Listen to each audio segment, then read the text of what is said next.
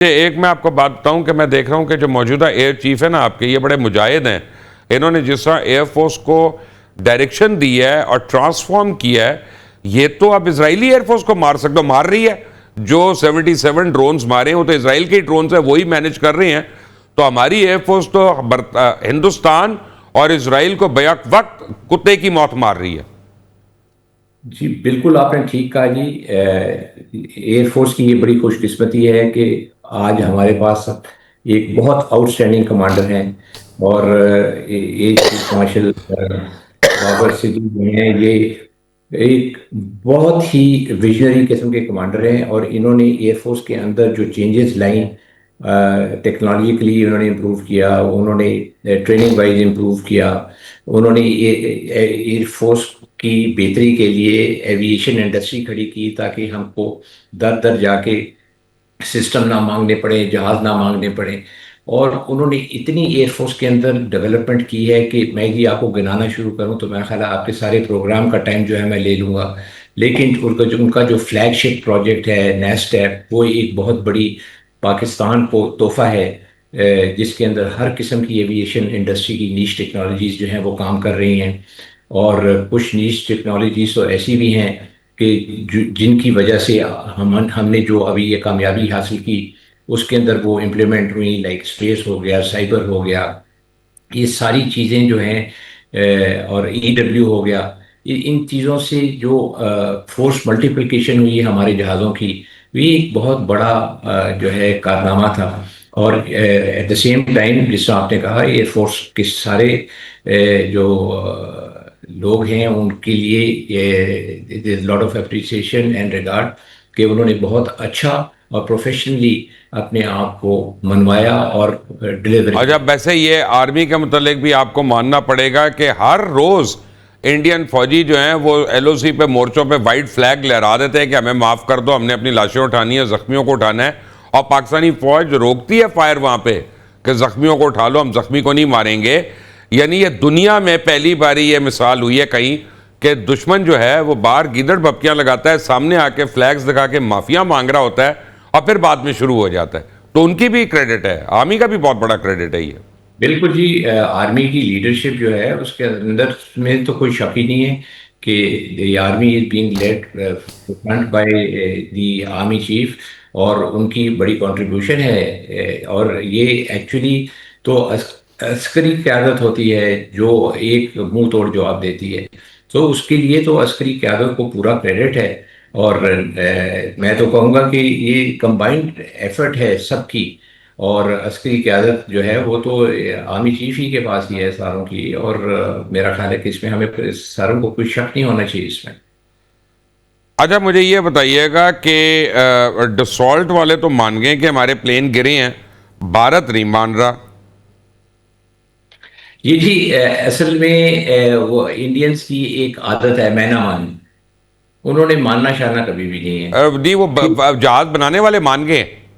हाँ जी, लेकिन वो नहीं ना मानेंगे ना। ये मोदी साहब तो और ट्रेड के आदमी हैं, और उन्होंने तो सुना है कि ये जो मीडिया के लोगों ने जो कंफर्मेशंस भी थी वो सारी उसकी एविडेंस वगैरह हाँ मीडिया से जी। हटवा दिए। और I think they have launched another campaign कि जी एक इधर से जहाज गिरे और उधर से वो उसका जो है ना जो प्रूफ है वो मिटा दो। अब देखिए, ये जब एक जहाज गिरता है ना तो electronically it is always confirmed whether the aircraft has gone down और नॉट। और उसके चार पांच मैयर्स होते हैं जो जिनके थ्रू आप ये अंदाजा लगा लेते हैं और कंफर्मेशन आ जाती है कि जहाज गिरा है। और दूसरी बात यह है कि Pakistan air force has always been an ethical air force. We have never claimed what we have not shot down.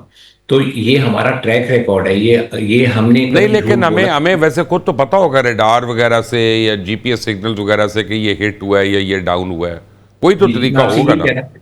जी जी बिल्कुल है, मैं आपसे यही तो अर्ज कर रहा हूँ कि ये जितना भी कुछ हुआ है ये तो सारों को मालूम है कि ये इलेक्ट्रॉनिकली कंफर्म्ड है। सारी ये जो चीज़ आप कह रहे हैं वो इलेक्ट्रॉनिकली कंफर्म हो जाता है कि जिस वक्त मिसाइल निकल के जाता है कौन से टारगेट पे लग रहा है।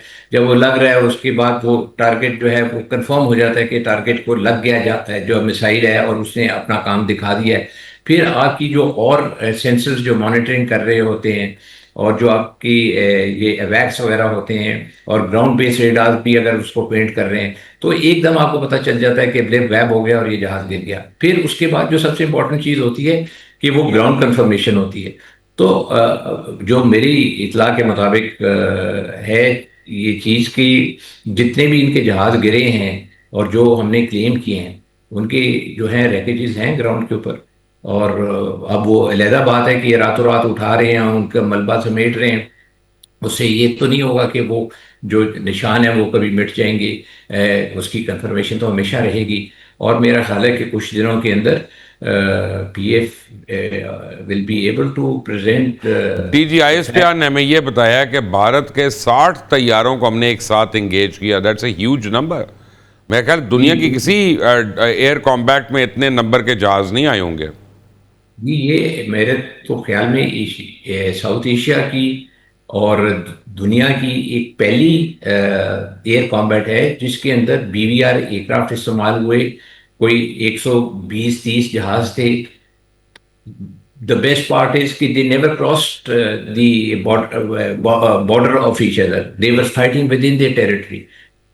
और ये सारी फाइट जो थी ये बीवीआर थी, बियॉन्ड विजुअल रेंजेस में मिसाइल्स की। तो ये एक बहुत ही बड़ा फीट है। और मैं इसके ऊपर भी again I would give lot of credit और खराज तहसीन है मेरा पाकिस्तानी एयरफोर्स पायलट्स के साथ और ग्राउंड कंट्रोलर्स के साथ, और जो सारे इस कॉम्बैट मिशन में इन्वॉल्व थे, और लीडरशिप का, कि उन्होंने ये जो सारी फाइट है इतनी ज़्यादा इंटरमिंगलिंग थी, एक दूसरे के अंदर घुसे हुए थे जहाज on the radar, that it was a very congested airspace, and उसके अंदर अपने आप को बचा के निकल आना, to extricate clean without any loss, एक ये बहुत बड़ा क्रेडिट है।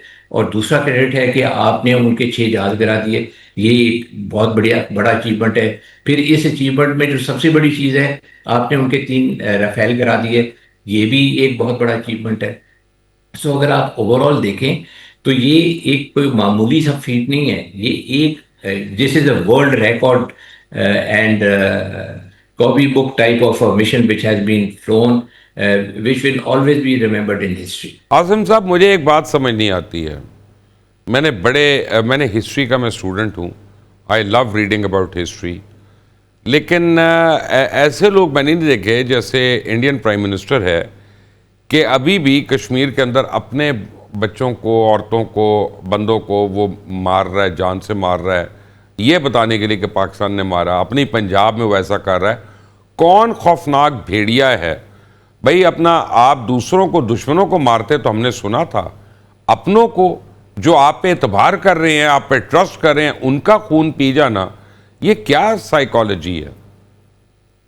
देखिए जी, अगर आपको याद हो तो 2000 में एक बहुत बड़ा मैसेकेयर हुआ था, और वो गुजरात में था। जी जी। और उसमें मुसलमान जो थे, वो जो थे, they were facing the heat of Mister Modi. मैं उस वक्त इंडिया में ही था, मैं इंडिया में था। हाई कमीशन में थे आप वहाँ पे? हाँ जी, 99 से 2003 तक। और वहाँ पे एक इन्होंने जो है ना जुल्म की लहर दौड़ाई हुई थी। और ये ऐसे बड़े जलाद थे कि मोदी साहब जो, मतलब इनका नाम लें तो वो, मेरा हाल है वो जो जिस समय बचपन में हम सुनते थे कि माएँ डराती थी कि फलाना आ जाएगा, तो तुम, वो बच्चे डर जाते थे। तो वहाँ पे तो आप दिन दिहाड़े भी किसी को मोदी साहब का नाम लेंगे ना, तो वो लोग डर जाते थे कि ये किस जलाद का नाम ले लिया कि ये आके हमें मार देगा। तो इनके यहाँ तो मैं तो ये कहता हूँ कि मोदी साहब के लिए कोई मासूम नहीं है।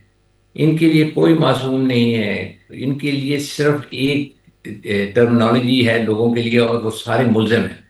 और उनका जो है ना, वो सर कलम को करने को ये तैयार होते हैं। आप देख लें, जब the time period between he relinquishing the chief minister's lot and then going to prime minister, the बीच में ये जो टाइम था, I mean he could not go abroad because people wouldn't give him the या visa because he was on America the, ने तो ban लगाया हुआ था। बिल्कुल। अब अभी आज जो है दे डार्लिंग। तो this is the way the world politics works actually. अच्छा, आप मुझे ये बताएं कि क्या पाकिस्तान एयरफोर्स की ये भी सलाहियत है कि वो हिंदुस्तान के अंदर जाके हिट कर सके और उनको टीसें हों, उनकी तकलीफ चीखें निकलें, हमें यहाँ तक आवाज़ें आएँ? बिल्कुल जी, we can be as punitive as we want to. और दूसरा जो अच्छी बात है, इस वक्त इनिशिएटिव भी हमारे पास ही है, और आपके पास कैपेबिलिटी है। लॉन्ग रेंज बॉम्ब्स की एक्सटेंशन किट्स लग जाती हैं बॉम्ब्स के अंदर, वो उसको और भी ज़्यादा एक्सटेंड कर देती हैं, जिस तरह की किटें इन्होंने भी इस्तेमाल की रफ़ाइल से, वो वाली किटें हमारे पास भी हैं, और मिराजेस पे भी इन्होंने इस्तेमाल की। एयर तो मार्शल ये बाबर साहब को मेरा एक पैगाम दे सकते हैं आप? जी बिल्कुल, बताइए जी, उनसे कोशिश कहें कि करूंगा। यार वो अंबानी की रिफाइनरी को हिट कर दें जाके, कम से कम उससे इंडिया की फूक निकल जाएगी और उनकी स्टॉक मार्केट जो है ना तबाह हो जाएगी। जी बिल्कुल। नहीं नहीं, प्लीज देखिए, आपने मेरा मैसेज देना है उनको। मैं बिल्कुल कहूंगा जी, हाँ। कहूंगा। देखिए, बात यह है मोहित साहब, अगर ये इस तरह की अभी जो हमारे तो देखिए, जो what is the delay in our response, basically हम रिस्पॉन्स में हमारी डिले इसलिए है कि we want it to be calibrated, we want it to be sane, we want it to be non escalatory, so that जवाब भी दिया जाए और अच्छी तरह से दिया जाए। लेकिन ये तो उन्होंने भी कहा है कि हमारा जो अटैक है नॉन एस्केलेटरी है, किया उन्होंने अस्पताल के ऊपर है, आप मुकर गए कि हमने नहीं किया।